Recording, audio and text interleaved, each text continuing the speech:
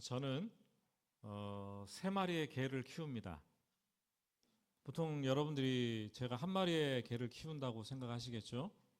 아시는 분들은 실상은 다른 개 두 마리가 더 있습니다.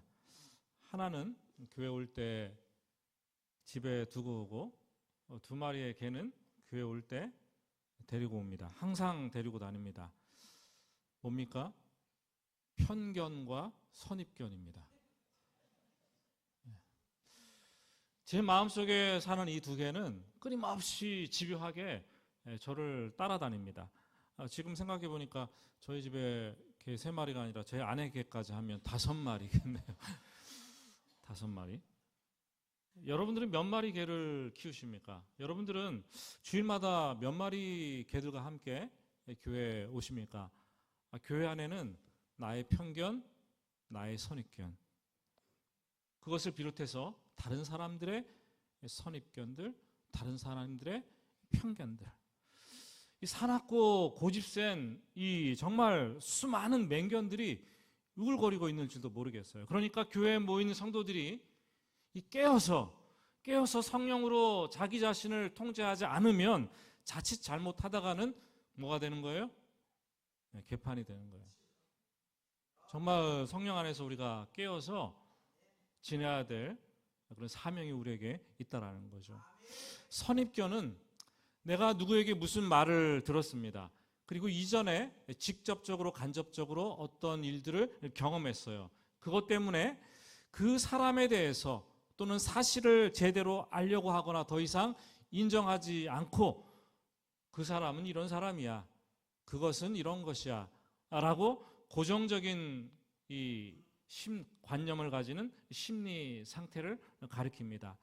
이제는 그래서 누구에게 무슨 말을 들어도, 그리고 내가 내 눈으로 직접 뭐를 봐도 그걸 받아들이지 못하고 이 선입견이 딱딱하게 생각으로 굳어져 있습니다.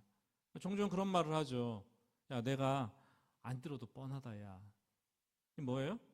선입견인 거예요. 야, 안 봐도 비디오야, 비디오. 그죠? 다 안다 내가. 여러분, 그게 선입견입니다. 그런데 이런 선입견들이 시간을 두고 점점 굳어지고 확신으로 자리 잡게 되면은 한쪽으로 완전하게 치우치게 되는데, 그것을 편견이라고 얘기하죠. 편견이라고. 지금 세상 사람들은 기독교에 대한 선입견과 편견 때문에 복음을 전하는 게 너무나 어렵습니다. 기독교를 개독교라고 생각하고 다 그렇게 생각을 하고 편견을 가지고 있잖아요. 또 우리 부모와 나의 자식들, 내가 아는 지인들에게 복음을 전하려고 하면 그 사람들이 나에 대한 편견과 선입견을 가지고 있기 때문에 또 이 전도한다는 것이 또 그렇게 쉽지만은 않다라는 거죠. 또 내가 가진 선입견과 편견 때문에 교회 안에 다른 사람들이 얼마나 상처받고 깨어진 인간관계를 가지고 있을지 생각해 보면 참 답답한 부분도 없잖아 있습니다. 오늘 주일은 행복한 만남 2주 전입니다. 우리들의 영적 상태가 어떻고 우리들의 전도 현장에서 어떤 일들이 일어나고 우리가 어떻게 대처를 해야 하는지 한번 말씀을 통해서 자세히 살펴보는 그런 시간들이 되시기를 주님의 이름으로 축복합니다. 1절을 보니까 예수님께서 거기를 떠나 고향으로 가셨습니다. 거기가 어딜까요? 이제까지 입을 열어서 복음을 전했던 그 현장, 산상수훈까지도 전했던 그 현장, 또 얼마 전에는 죽었던 회당장 야이로의 딸을 고치셨던 그곳, 12회를 혈루병으로 앓고 있던 그 여인을 치유하셨던 그곳, 가버나움이죠. 이 가버나움은 갈릴리 호수 바다라고도 하는데 북쪽 끝에 위치하고 있습니다. 예수님께서 공생의 기간 중에 가장 많은 시간을 거기에서 보내면서 활동을 하셨습니다. 예수님이 그런데 공생의 중반을 넘어서 2년 차로, 총 3년이잖아요. 2년 차로 접어들었을 때 가버나움을 떠나서 고향으로 가셨어요. 고향을 방문하셨습니다. 예수님의 고향이 어딘가요? 예수님은 베들레헴에서 태어나셨습니다. 하지만 헤롯 왕의 박해를 핍박을 피해서 잠시 이집트로 피신을 하셨습니다. 그리고 나서 다시 나사렛으로 오셨죠. 학자들은 아마 이집트에서 한 3년 정도 피신을 했을 것이다. 그러면 나사렛으로 돌아온 때가 예수님께서 뭐 4살, 3살, 3, 4살 정도 되지 않았을까 생각이 됩니다. 그때부터 예수님은 줄곧 30세가 될 때까지 나사렛에서 사셨습니다. 그래서 사람들은 예수님을 가리켜서 베들레헴 예수다 그렇게 하지 않았죠. 나사렛 예수다 얘기를 했습니다. 예수님의 고향이 나사렛이 되어버렸어요. 나사렛은 가버나움과 반대쪽으로 이 갈릴리 바다 호수의 아래쪽으로 위치한 변방 작은 산지 마을입니다. 당시에 300명 정도 살았을까요? 아주 높은 분지에 있었습니다. 그리고 세상으로는 한 면만 열려 있었고 삼면은 전부 다가 높은 언덕으로 둘러싸여 있는 요새 같은 곳이었어요. 곳곳에 언덕이 있으니까 낭떠러지도 산적해 있었습니다. 이 당시 나사렛이 얼마나 후지고 못살고 낙후되고 정말 촌동네였는지 빌립이 내가 나사렛 예수를 만났어 라고 얘기하니까 그 친구 나다나엘이 얘기하기를 야 나사렛에서 무슨 선한 것이 날 수 있는데 비아냥거렸다 조롱했다라는 거죠. 누가복음 4장을 보면은 예수님께서 공생의 사역을 처음 시작하셨을 때에도 예수님은 고향 나사렛을 찾아가셨습니다. 그런데 그때 사람들이 예수님의 말씀을 듣고 동네에 이 낭떠러지 절벽으로 끌고 가서 밀쳐서 떨어뜨리려고 했어요. 어쨌거나 예수님이 살아나셔서 거의 오늘 말씀은 1년이 지난 후에 공생의 2년 차에 또다시 고향을 찾아서 가시는 장면이 기록이 되어 있습니다. 이 고향 나사렛을 찾는 예수님의 마음 어떠했을까요? 작년에도 죽을 뻔했는데 그래도 나의 고향인데 여러분의 고향이 어디인가요? 고향이 좀 그립습니까? 종종 고향을 가시나요? 고향은 내가 태어난 곳, 그래서 거기서 자란 곳이 나의 고향입니다. 우리 주위에는 고향을 그리워하는 사람들이 많이 있어요. 특히 탈북자들. 얼마나 고향 산천이, 두고온 고향 산천이 그립겠습니까? 그리고 연세가 지긋이 드셔서 70이 넘어가고 80이 넘어가고 참 이렇게 연세가 들면 어릴 적 고향과 고향 사람들이 무척 그리워지는 거예요. 가서 보고 싶다. 가보자 한번 말씀하잖아요. 또 이번 추석 명절에는 우리 많은 분들이 고향을 찾아서 또 고향에 있는 사람들을, 부모님들을 만나 뵙습니다. 고향은 특별한 곳입니다. 고향은 잊을 수 없는 곳이요. 고향은 어머니의 따뜻한 품과도 같은 곳입니다. 고향이란 나의 과거 흔적들을 고스란히 담아내고 있는 그곳, 정든 곳. 고향이란 내 부모, 혈육, 친척들이 있는 곳. 그래서 언제든지 가더라도 가서 만나고 대화하고 먹고 웃으며 함께 쉴 수 있는 그곳이 고향입니다. 그곳에는 어린 시절 나를 아는 사람들이 있습니다. 그 사람들은 나를 이해하고 나를 사랑하는 사람들, 그리고 내가 객지에 나가 있을 때 나에 대해서 궁금하며 내 아이에 대한 소식을 귀 기울여 들었던 사람들 아닙니까? 그리고 내가 고향으로 돌아가게 되었을 때는 나를 반가이 맞아주면서 사랑으로 격려하고 나에게 힘을 실어주는 사람들이 있는 그곳이 고향입니다. 예수님도 나사렛 가시면서 깊은 애정이 있었을 것이고 특별한 무엇인가를 기대하셨을 것이고 또 누구를 만나지 않을까 또 이런 생각도 하셨을 것입니다. 고향에 간 예수님께서는 안식일에 회당에 들어가십니다. 거기서 말씀을 가르치죠. 회당은 지금 우리로 하면 시골의 마을마다 있는 뭐 마을 회관 정도 되지 않을까 생각이 됩니다. 안식일이 되면 거기에 모여서 예배드립니다. 수시때때로 성경 공부도 합니다. 마을의 큰 경사나 집안의 큰 경사, 결혼식이나 뭐 이런 것들도 거기서 치러집니다. 적어도 안식일에 회당에서 말씀을 전할 수 있는 사람이 누군가? 회당장이겠죠. 회당장. 덕망 있는, 신앙 있는 사람. 또 아니라면 서기관이겠죠. 그것도 아니라면 적어도 마을을 방문한 랍비, 그들 중에서 회당장이 인정하는 사람만 이 강단에 서서 말씀을 전할 수가 있었습니다. 그런데 예수님은 당당히 안식일에 회당에 들어가셔서 말씀을 전하는 거예요. 말씀을 가르치는 거예요. 이 티칭을 하시는 거죠. 티칭은 예수님의 3대 사역, 가르치고 고치시고 전도하셨던 3대 사역 중에 하나인데 가장 분명한 자기 계시의 방법이었어요. 자기를 보여주는 거예요. 누구인가를. 어떤 말씀으로 가르치셨는지는 분명히 오늘 말씀에 기록하고 있지 않았지만 1년 전에는 이사야의 말씀을 인용하면서 내가 메시아다 이런 얘기를 해서 낭떠러지에 끌려가 떨어져 죽을 뻔했던 사실이지 않습니까? 지금도 아마 대동소이하지 않을까라는 생각이 듭니다. 그런데 사람들이 예수님의 가르침을 들었을 때 깜짝 놀랍니다. 그 많은 말을 하고 있는데 들어보니까 이 사람이 어디에서 이런 지혜를, 이런 지식을 얻었는가 궁금합니다. 가르침을 들어보니까 감탄할 만한 지혜가 있었고 보통 랍비들과는 전혀 다른 영적인 권세가 있는데 막 귀에 쏙쏙 들어올 뿐만 아니라 마음이 막 두근두근하고 심장이 막 뛰는 듯한 이런 감동이 있는 거예요. 참 대단하죠. 고향 사람들은 호기심이 생겼어요.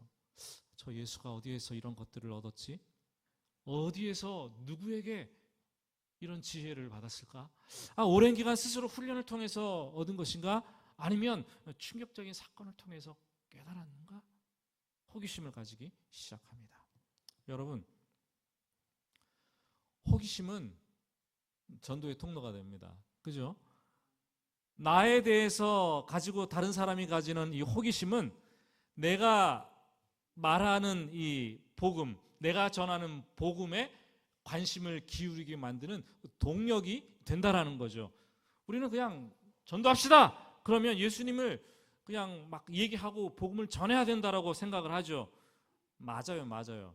그런데 예수님을 소개하고 전도하는 것보다 더 중요한 것, 더 선행되어야 될 것이 있다면 그것은 우리가 믿는 그분을 내가 충분히 사랑하는 것, 그리고 내가 그분의 은혜 아래 계속해서 충만하게 머물고 있는 것, 그 은혜를 누리고 있어야 한다는 것이죠.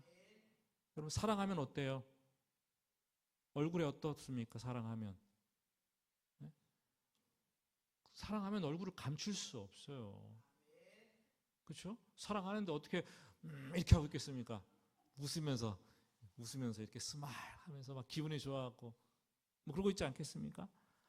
너무 좋아서 어쩔 줄 모르는 이 사랑의 감정은 표현으로 고스란히 사람의 얼굴에 나타나게 되어 있습니다. 예수 믿으면서 이 정말 예수님을 사랑하고 예수님이 주시는 그 사랑의 은혜 안에 푹 젖어서 머무르고 있으면 말로 전도하지 않아도 주위 사람들이 척 보면 다 압니다. 척 보면 다 아는 거예요. 저 사람 저거 왜 저래? 이상하다. 그죠? 아는 거죠. 신앙생활에서 우리가 누리는 것들이 전도로 이어지는 것이죠. 오해하지 마시기 바랍니다. 우리가 정말 잘 되고 우리가 세상에서 정말로 성공해야지 전도하는 것이 아닙니다. 우리가 세상에서 잘 되고 성공하면 성공할수록 우리가 교만하기밖에 더 하겠습니까? 하나님 드러내요? 자기밖에 안 드러내게 되어 있어요. 그런데 우리가 삶이 어려워지고 정말로 우리가 그냥 팍 망해버렸어요. 정말로 고단한 삶을 살고 있어요. 근데 항상 웃음을 잃지 않아요. 그리고 담대한 모습으로 세상을 살아가고 있으면 사람들이 여러분들을 바라보면서 저 사람 왜 저러는데 도대체 어떻게 저렇게 할 수 있지? 호기심을 가지게 된다는 거죠. 호기심을 불러일으키는 거예요. 그러면 그 호기심, 그 궁금증에 대답하는 것이 바로 전도라는 거예요. 전도. 맨날 여러분 힘들다 어렵다고 해서 우거지상 하고 있으면 전도가 돼요, 안 돼요? 막히는 거예요. 야, 예수 믿는데 저 사람 저꼴 봐라. 나도 예수 믿으면 저럴 텐데. 누가 교회를 가고 누가 예수를 믿겠습니까? 우리가 예수님을 사랑하는 것, 하나님의 은혜에 젖어 있는 것, 세상에 묶여 있지 않고 아무리 삶이 어려워도 자유하며 그 기쁨을 누리는 것, 그 세상에 보여줄 때 호기심을 갖고 자동적으로 질문을 하고 전도가 되는 것이죠. 여러분, 하나님께서 때로 고난을 주시는데 고난 가운데에서도 견디고 웃고 담대하게 사는 것, 그게 신앙인 줄로 믿으시기 바랍니다. 잘 돼서 성공해서 웃는 것, 기뻐하는 것 누가 못하겠어요? 그거 애들도 다 합니다. 세상 사람들 누구나 다 합니다. 우리는 그런 사람들이 아니에요. 내가 보니까 저 사람은 뭔가 달라. 세상 사람들 같지가 않아. 아무리 봐도 저 사람은 세상에 묶여있는 그런 사람이 아닌 것 같아. 저 사람은 도대체 뭘 믿고 저렇게 자유하고 뭘 믿고 저렇게 행복해하는 것일까? 여러분의 말, 여러분의 미소, 여러분의 행동, 여러분의 인간관계, 여러분의 삶, 호기심을 불러일으키는 그리스도인이 되시기를 주님의 이름으로 축복합니다. 그러면 자동적으로 전도가 문이 열려지기 시작을 하는 거죠.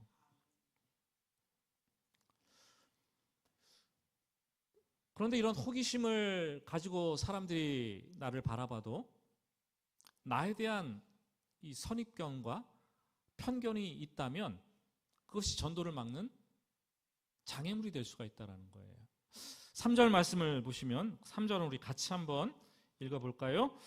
이 사람이 마리아의 아들 목수가 아니냐, 야고보와 요셉과 유다와 시몬의 형제가 아니냐, 그 누이들이 우리와 함께 여기 있지 아니하냐 하고 예수를 배척한지라. 지금 예수님이 전하는 말씀을 문제 삼는 것, 내용을 문제 삼는 게 아니에요. 호기심이 없는 게 아니에요. 호기심이 있어요. 그런데 예수님에 대한 선입견과 편견을 가지고 예수님의 자격을 문제 삼고 있습니다. 야, 너의 출생의 비밀을 내가 아는데, 야, 너의 가정, 너의 어린 시절 내가 다 아는데 아닌 것 같다, 이러는 거죠. 보통 아버지의 이름을 따서 예수를 가리킨다면 요셉의 아들 예수가 아니냐 이래야 되는데, 마을 사람들은 마리아의 아들 예수 목수가 아니냐 이러는 거예요. 왜 이러는 걸까요 도대체? 경멸조로 그러는 거예요. 잘 알지도 못하면서 혼인을 하기 전에 네 엄마가 너를 임신했는데 그게 네가 걔 아니냐? 이렇게 얘기를 하고 있는 거죠. 또 목수가 아니냐라고 이런 질문을 하는데, 목수는 1세기의 가장 천한 직업 중에 또 하나였죠. 하루 벌어 하루 사는 일용직이었어요. 그래서 밖에 나가서 일을 하다 보면 중동 지역의 햇살이 얼마나 뜨겁습니까? 햇볕이 쨍쨍 내려지는데 거기서 일하다 보니까 얼굴이 새카맣게 구릿빛으로 검게 되었죠. 오늘은 어떤 사람이 우리 집에 와서 좀 지붕 좀 고쳐줘요. 가서 지붕을 열심히 고쳐주는 거예요. 그 다음날 어떤 사람이 우리 집에 와서 오늘 싱크대 이거 바닥에 이거 물 새고 이거 고장났는데 이것 좀 고쳐줘요. 고쳐주는 거 아니겠습니까? 그리고 어느 누가 와서 우리 집에 아들내미가 책상이 하나 필요한데 책상 좀 하나 짜줘. 책상을 또 짜가지고 가서 주는 거예요. 그 동네가 한 300여 명 정도 살았는데 한 100호나 됐을까요? 집 가정이? 마을 전체를 돌아다니면서 그 어렸을 때부터 예수가 목수의 일을 했기 때문에 마을 사람들이 예수 목수라 그러면 너무나 잘 알고 있는 환경이었어요. 경멸적으로 말합니다. 저 사람이 마리아의 아들 목수가 아니냐. 저 사람이 도대체 뭘 하겠어? 얘기를 하는 거죠. 그 후진 동네에, 그 낙후된 동네에, 그 시골 외딴 두메 산골에 예수님이 왔는데 그 사람들의 알량한 이 선입견과 이 편견 때문에 구원의 기회가, 영적 부흥의 기회가 완전히 다 날아가는 거죠. 아니, 그들이 스스로 외면해버렸어요. 예수님을 배척했습니다. 아이러니하게도 몰라서 배척한 것이 아니라 예수님을 너무나 잘 알아서 예수님을 배척했다는 거죠. 외람된 말씀이지만 말씀을 준비하면서 그런 생각이 들더라고요. 교회 해오른교회 성도들 여러분들도 목사인 저를 너무 잘 알면 제 어린 시절과 제가 살아가는 일거수일투족 모든 것들을 너무나 잘 알면 저의 인간적인 모습 때문에 제가 전하는 말씀이 100% 액면 그대로 받아들이기 힘들 수도 있다라는 생각이 들더라고요. 맞습니까? 어쨌건 성경 말씀을 해석하면 그래요. 예? 그래서 드는 생각은 여러분 목사와 너무 가까워지려고 친해지려고 노력하지 않았으면 좋겠다 생각이 드는 거예요. 여러분들 신앙생활에 방해가 될 수 있어요. 아이, 목사도 저러네. 아이, 목사가 뭐 별거 있습니까? 똑같죠. 사실 저는 그런 생각도 해요. 저희 어머니와 저희 가족들이 해오른교회에서 같이 예배를 드리면서 제가 전하는 말씀에 은혜를 받고 계시다면 기적이다. 참 놀라운 일이다. 감사한 일이다. 성경은 말합니다. 선지자가 자기 고향, 자기 친척, 자기 집에서 존경받지 못하느니라. 받지 못하느니라. 그런다라는 거예요. 나사렛 사람들은 회당에서 예수님이 전하는 말씀 호기심을 가졌습니다. 그러나 예수님에 대한 그들의 선입견과 그들의 편견 때문에 장애물을 뛰어넘지 못하고 더 이상 구원의 문을 열어 제끼지 못했습니다. 복음의 문을 막아버렸습니다. 여러분들은 사람들이 가지고 있는 선입견과 이 편견이 왜 예수를 배척하게 만들고 복음 전도의 문을 막는다라고 생각하십니까? 그 이유가 분명히 있지 않겠습니까? 선입견과 편견이 무슨 역할을 한다고? 선입견과 편견에 사로잡히면 제일 먼저 일어나는 현상은 이 사람들의 시야가 이만큼 넓었다면 이 선입견과 편견에 사로잡히면 시야가 이렇게 좁아지는 거예요. 보는 것만 보게 된다는 거죠. 그리고 자기 생각에 몰두하게 되고 자기 판단이 다 옳고 내가 전부 다 안다라고 생각합니다. 그럼 대화가 안 돼요. 그런 사람하고는. 뭐 일을 같이 하기도 어려운 거죠. 뭔가 일어날 수 있는 가능성, 뭔가 일어날 수 있는 개연성 다 제로로 만들어버리는 거예요. 이거를. 고정관념으로 상대방을 막 재단을 다 해버리는 거예요. 아, 이 사람은 이래. 아, 우리 목사님은 이래. 아, 저 정도는 이래. 우리 목자는 이래. 그러면 그 재단을 받는 선입견과 이 편견을 받는 사람은 꼼짝달싹 하지도 못하는 거예요. 그냥 갇혀버리는 거예요. 시야가 좁아지고 자기 생각에 몰두하면 이 복음을 들어야 될 귀가 그냥 꽉 막혀버리는 거예요. 안 듣는 거죠. 보이는 게 없고 들리는 게 없기 때문에. 저는 어제 이 캄보디아 경찰서 유치장에 구금되었다가 한국인 젊은이들이 64명, 64명이 우리나라로 송환되어 왔지 않습니까? 근데 이 수갑을 차고 공항에서 내려서 송환되는 영상을 보니까 참 가슴이 너무 아픈 거예요. 아, 참 어쩌다가 저렇게 되었나. 들어보니까 충남 경찰청으로 그중에 뭐 45명이 와서 충남 경찰서가 뭐 컨트롤 타워 역할을 하면서 그 문제를 풀어나간다 이렇게 얘기를 하더라고요. 또 더 답답한 거는 일부 정치권에서 그 조직 범죄에 연루되고 사기 범죄에 연루된 그 피의자들을 왜 먼저 데리고 왔냐, 피해자들을 먼저 데리고 와야 되는 것이 아닌가 하고 막 따지면서 또 이렇게 딴지를 걸더라고요. 또 일각에서는 그 청년들도 범죄의 희생자들인데 원했건 원하지 않았건 거기에 끌려가서 몰고 가서 그렇게 범죄에 연루되었는데 참 우리 사회가 청년 실업 문제를 해결하지 못하니까 고수익 해외 일자리라는 그 미끼에 덜컥 그냥 걸려 들어가지고 해외까지 가서 돈 벌려고 하다가 여러분 그렇게 문제가 일어난 거 아닙니까? 이게 수년 동안 일어난 일 아닙니까? 지금 터진 거죠. 크게 작년부터 계속 방송이 됐는데 관심도 안 가지고 그냥 나라 일만 정치 일만 관심을 가지고 뭐 싸우다가 국민들도 그렇고 다 놓치고 지금은 그 수많은 젊은이들이 그 캄보디아에서 사로잡혀 하고 있는데 아무도 관심을 갖지 않고 참 우리나라가 있어서는 안 되잖아요. 그죠? 절망적인 한국보다 해외에서 불법 리스크를 떠안고라도 돈 버는 편이 낫다라고 생각하는 우리 젊은이들 그 잘못된 계산을 갖고 참국으로 벌어지지 않았습니까? 그들이 주로 20대예요. 20대. 보니까 캄보디아 이 범죄 단지가 여러 군데 있는데 그 범죄 단지에 묶여가지고 보이스피싱 요원이 되는 거고, 그리고 로맨스 스캠 등의 온라인 사기 범죄에 가담하게 되는 거죠.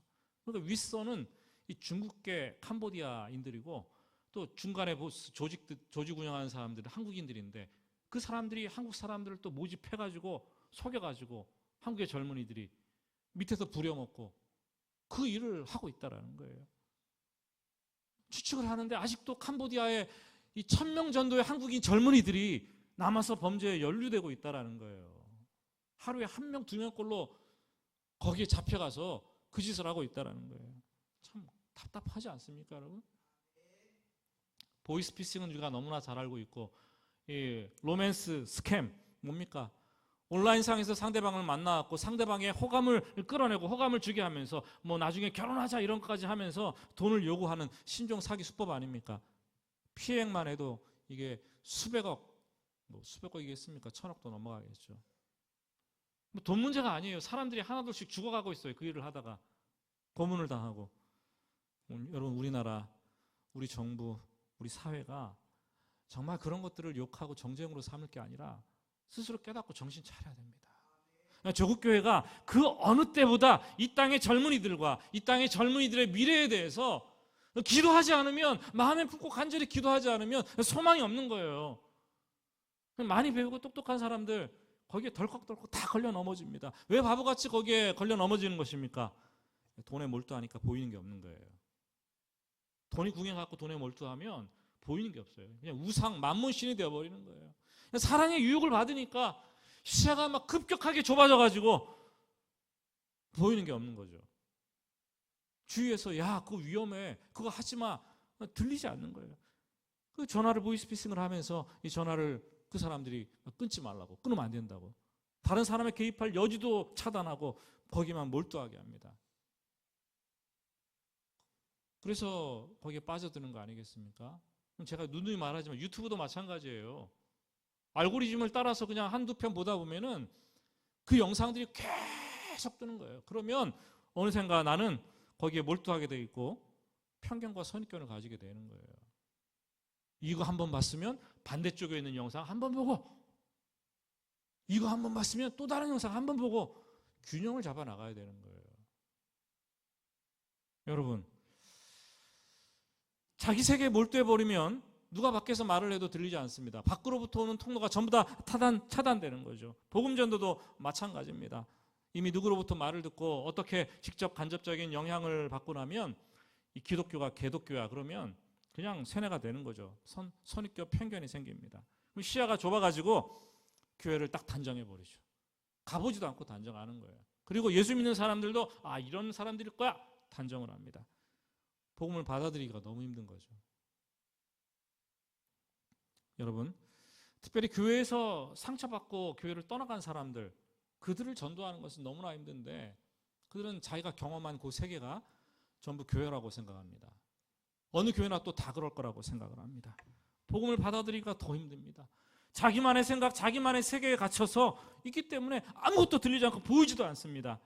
그런 사람들에게 복음을 전하기 위해서는 우리가 더 많이 돌봐야 되고 더 많이 기도해야 되고, 그렇지 않은 사람도 있다, 교회가 그렇지 않은 곳이다 라는 것을 보여줘야 되는 거예요. 보여줘야 되는 거죠. 그렇지 않고서는 방법이 없습니다. 나사렛에서 복음을 전하던 예수님은 5절 말씀을 보면 그냥 절망적인 거예요. 거기서는 아무 권능도 행하실 수 없고 다만 소수의 병자에게 안수하여 고치실 뿐이었고. 얼마나 부정적인 말씀입니까? 마음을 탔고 아무것도 받지 않으려고 하는데 무엇을 줄 수 있겠습니까? 예수님 마음이 슬퍼집니다. 예수님이 영혼의 안타까움을 느낍니다. 예수님이 뭐 금이 환양 바라고 고향에 왔겠습니까? 그런 거 아니죠. 그렇지만 그들에게도 아픔이 있고 그들에게 눈물이 있고 그들의 고통이 있고 그들의 상처가 있고 그들의 질병이 있는데 그것들을 고쳐주고 싶은 마음에, 영혼의 구원을 주고 싶은 마음에, 근데 아무도 받지 않는 그 안타까움을 느끼면서 마음이 얼마나 힘드셨겠습니까? 전도자의 마음이에요. 하지만 5절을 자세히 이렇게 들여다보면 그 5절 말씀 뒷부분에 한 줄기 빛이 비춰오는 것을 느낍니다. 그래도 소수의 사람들은 기도를 받고 병고침을 받았다고 얘기를 하고 있어요.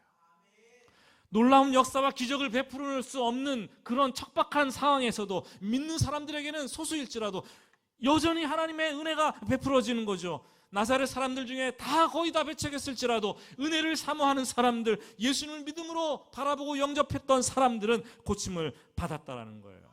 하나님은 갈망하는 사람들에게 은혜를 베풀어 주십니다. 역사가 일어납니다. 그러니까 복음전도 포기하지 마시기 바랍니다. 한 사람을 전도해서 예수 믿게 하는 것, 내 힘과 내 능력으로 도저히 불가능한 것입니다.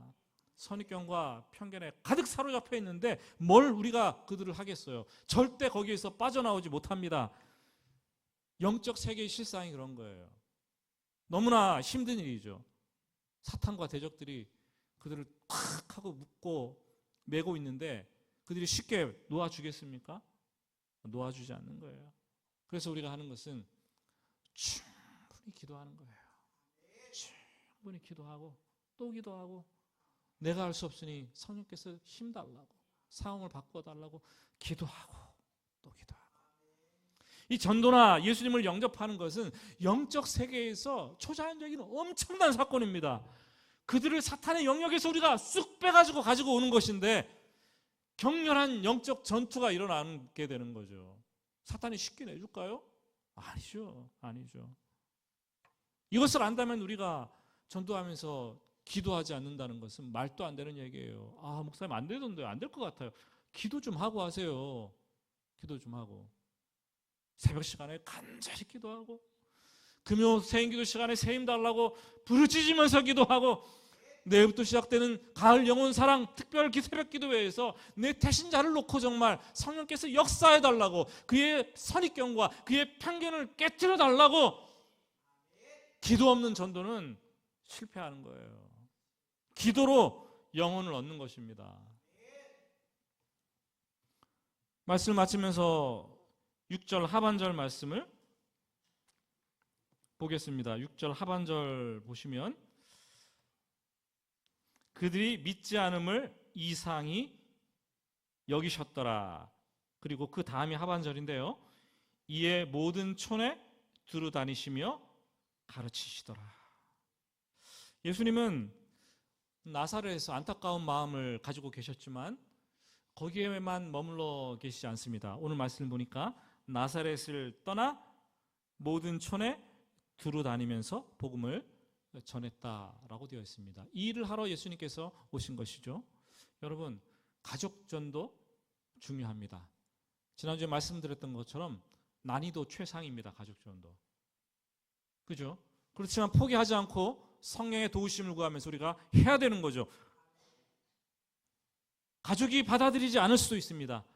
그렇다면 거기 가족 전도에 머무르지 말고 우리가 더 나아가야 된다라는 거죠. 두루 다녀야 된다는 거예요. 내 지인들에게, 내가 아는 사람들에게, 내 직장에.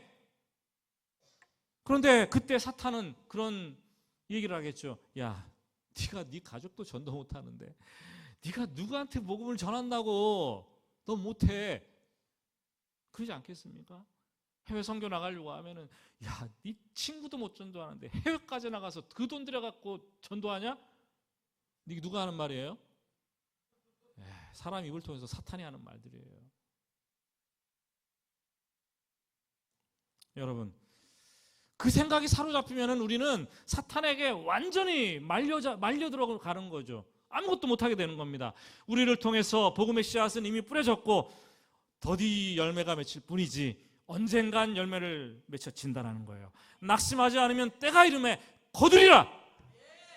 여러분, 지금 여러분의 때일 수도 있고 여러분의 때가 다음일 수도 있고 혹 우리가 떠나간 다음에 복음의 열매가 맺혀질 수도 있습니다. 그렇다면 우리는 무조건 뿌려야 되는 거예요. 무조건 가는 곳마다 뿌려야 되는 거예요. 예수님처럼 또 다른 사람들에게 가고 예수님처럼 또 다른 곳에 가고 부지런히 복음의 씨앗을 뿌리면 주님께서 거두는 것은 주님의 때에 하신다라는 거죠.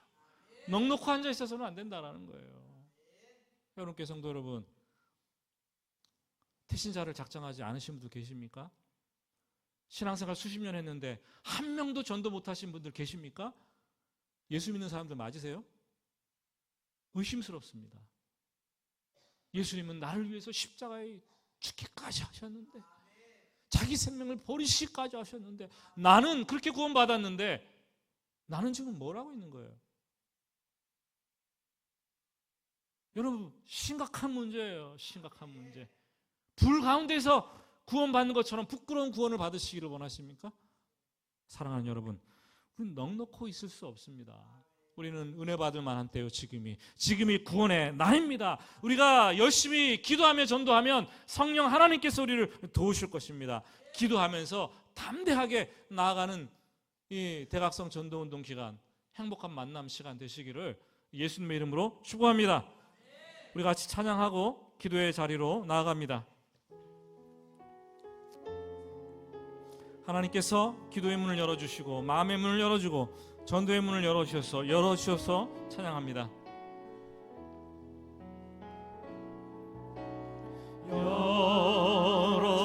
열어주소서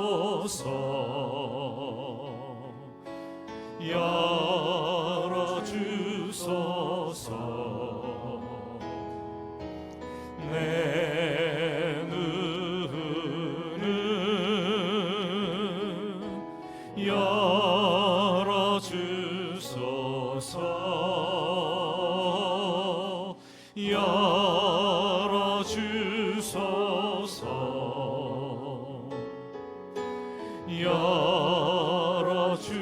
열어주소서 주님 바라볼 수 있도록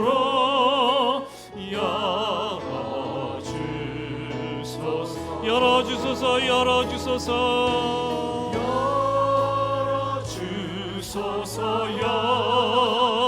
열어주소서 내 눈을 열어주소서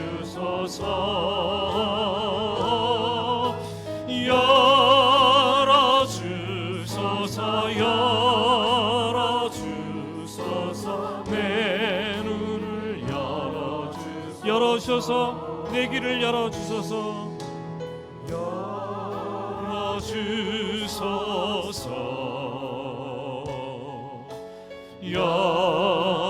열어주소서 내 귀를 열어주소서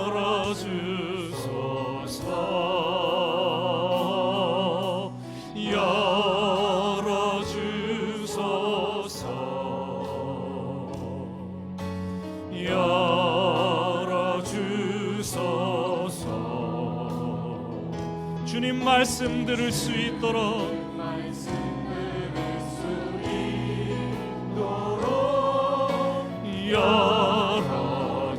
열어주소서 아멘 열어주소서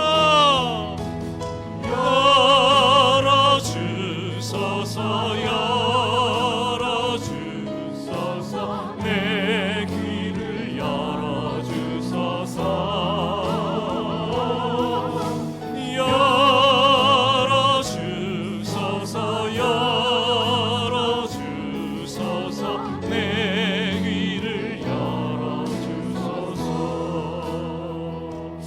같이 기도하겠습니다. 우리 같이 기도할 때에 대각성 전도운동 기간은 은혜 받을 만한 때요, 나의 태신자들의 구원의 날입니다. 나의 가족들, 나의 태신자들이 기독교에 대해서, 복음에 대해서, 교회에 대해서, 아니 나에 대해서 선입견과 편견을 가지고 있다면 하나님 그들의 구원의 기회를 놓치지 않도록 하나님 영안을 열어주시옵소서. 하나님 열어주시옵소서. 오랫동안 막혀있던 그 문을 열어주시옵소서. 주님만 바라볼 수 있도록 눈을 열어주시고 주님 말씀 들을 수 있도록 귀를 열어주시옵소서. 여러분, 여러분들의 태신자들의 눈과 귀를 열어달라고 간절히 부르십시다. 그리고 내일부터 시작되는 3일간 영혼구원 특별 새벽기도에 정말 우리가 항상 하는 것만큼 하지 말고 한 발자국 더 나갑시다. 새벽에 깨어 기도하면서 하나님, 태신자들의 마음의 문을, 귀를 열어 주시옵소서. 기도하고 전도합시다. 우리 같이 태신자들과 우리의 기도를, 우리의 전도를 놓고 우리 간절히 주님의 이름으로 같이 기도하겠습니다. 주여, 하나님 아버지, 이 시간 간절히 기도합니다. 아버지, 하나님 간절히 기도하오니 아버지, 우리의 닫힌 문들을 열어주시기를 여호와 하나님 간절히 원하고 바랍니다. 아버지, 지금은 은혜 받을 만한 때요, 지금은 태신자들의 구원이 임할 때라는 것을 우리는 압니다. 하나님 아버지, 그들에게 닫힌 귀와 닫힌 아버지의 눈이 있다면 하나님 아버지 열어주셔야겠습니다. 아버지는 기독교에 대해서, 교회에 대해서, 예수님에 대해서, 나에 대해서 선입견과 편견이 가득 차서 아버지는 구원의 문을, 아버지 복음을 받지 못한다면 하나님 열어주셔야겠습니다. 우리의 기도로 그들의 아버지는 구원의 문을 열게 하여 주시기를 간절히 원합니다. 우리가 기도가 부족해서 그들의 문을 열어주는 것이 못하는 것은 아닙니까?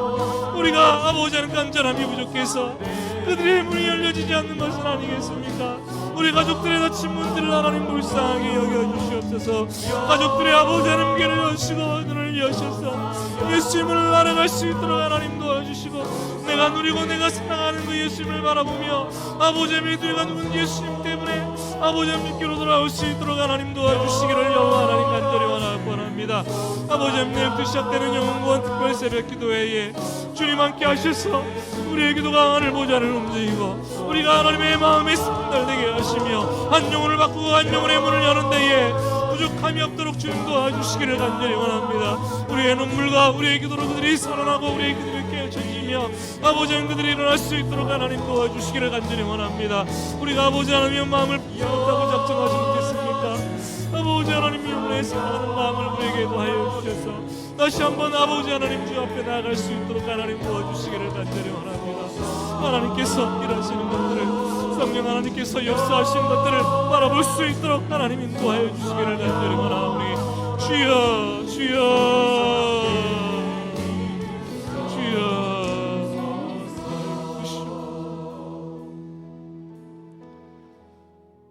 주님, 나를 구원하시려고 이 땅에 오시고 낮은 자리로 오시고 십자가에 죽으셨는데 그 구원과 그 사랑을 나는 누구에게 전하려고 합니까? 아직 인생을 살면서 부끄럽게도 한 명도 전도하지 못한 영혼들이 있습니까?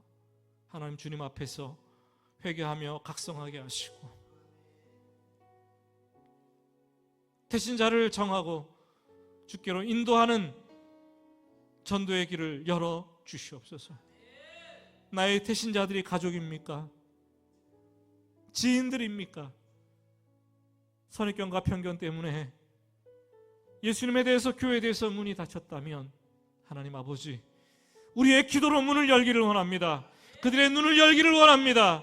그들의 귀를 열기를 원합니다. 주여 열어 주시옵소서. 은혜 받을 만한 때요, 구원의 날에, 하나님의 때에 구원의 역사가 임할 수 있도록 주님 축복하여 주시옵소서. 예수님의 이름으로 기도합니다. 아멘.